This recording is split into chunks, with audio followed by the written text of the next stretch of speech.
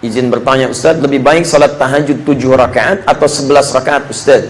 Dan bila mengerjakan salat 4-4-3, apakah ada tahiyat awal Ustaz di 4 rakaat tersebut? Mohon penjelasannya. Teman-teman sekalian, Nabi SAW pernah tunaikan baik yang 7 rakaat, 11 rakaat, 13 rakaat.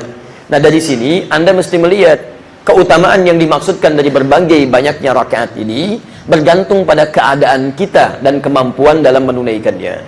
Kadang-kadang kita mampu 11 rakaat. Bahkan Nabi pernah 13 rakaat. Kan pernah. Abu Dawud nomor hadis 1367. Ketika dengan Ibnu Abbas di rumah Sayyidah Maimunah, pernah beliau 13 rakaat. 2 rakaat, 2 rakaat, 2 rakaat, 2 rakaat, kemudian ditutup dengan witir 1 rakaat. Pernah. Ya, kemudian beliau 11 rakaat ketika di rumah Sayyidah Aisyah. Maka disebutkan di Al-Bukhari nomor hadis 2008 sampai 2012, posisi paling kanan sebelah bawah. Ya, kemudian kata Sayyidah Aisyah, la tas'alan husnihinna wa tulihinna. Jangan ditanya bagaimana bagusnya bacaan Nabi dan panjangnya beliau.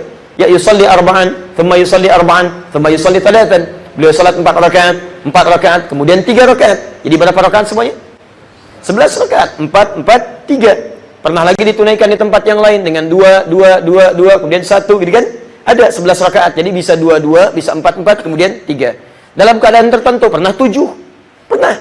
Pernah 7 rakaat, gitu kan? Nah, kapan keadaan itu bisa ditunaikan? Ternyata bergantung kondisi-kondisi pribadi kita. Di kadang Nabi tunaikan 7 rakaat karena memang kesempatannya dan kondisi fisik beliau memungkinkan hanya 7 rakaat. Ya pernah 11 rakaat di tempat lain, kemudian 13 rakaat.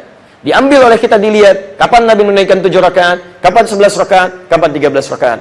Di antara kesimpulannya adalah bergantung pada kondisi keadaan kita, sesanggup apa kita bisa mengerjakan itu semua. Jadi kalau Anda misalnya terlampau lelah, kan? Kadar kekhusyuannya cukup di 7 rakaat, jangan paksakan 11 rakaat. Begitu 9 rakaat sujud, khusyuk gitu kan, Masya Allah.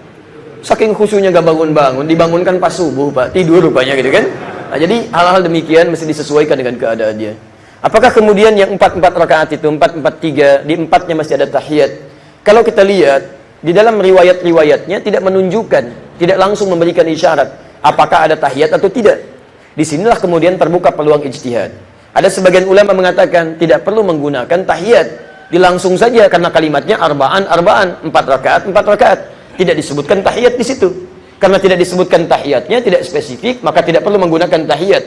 Sekaligus untuk membedakan antara salat dimaksud dengan salat-salat fardu yang lainnya yang menggunakan tahiyat. Maka yang berpemahaman demikian karena luas pemaknaannya, dia menunaikan 4 rakaat tanpa menggunakan tahiyat ula di situ.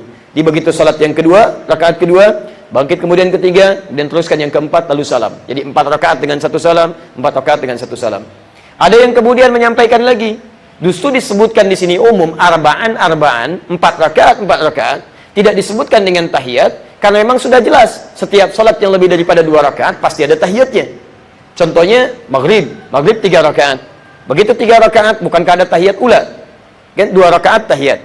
Ketiga rakaat tahiyat akhir. Zuhur 4 rakaat, asar 4 rakaat, isya 4 rakaat.